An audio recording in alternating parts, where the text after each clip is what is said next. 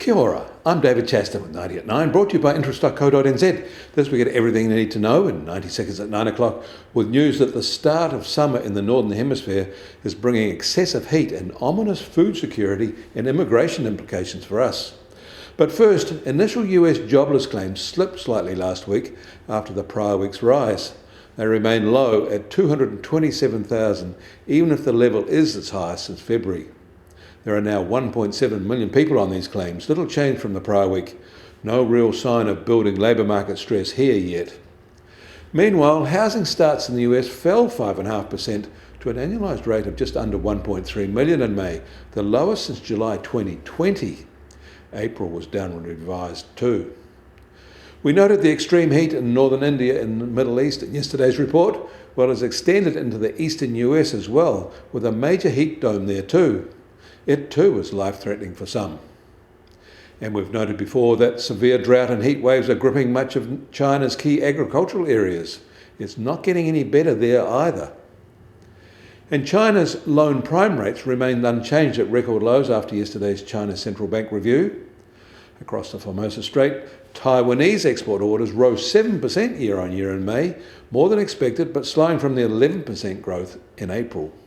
The tech powerhouse country continues to benefit from a surge in AI applications, but demand also rose for their chemical products. And the Swiss central bank cut its key policy rate by 25 basis points to 1.25% at their June meeting overnight, following a similar move in the previous meeting. Meanwhile, the English central bank also held a review and kept its policy rates pat and at a 16-year high, and that was as expected. But they did indicate that rate cuts are coming there soon, mainly because of progress in getting inflation down there.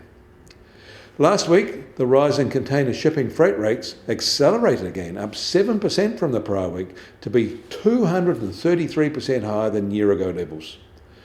China to Europe rates were especially hard hit last week. Bulk freight rates were up 6% last week to be 80% above this time last year, but to be fair, that was an unusually low point. The US Treasury 10-year yield is now at 4.26% and up 3 basis points from yesterday. And the price of gold will start today up $26 at $2,355 an ounce.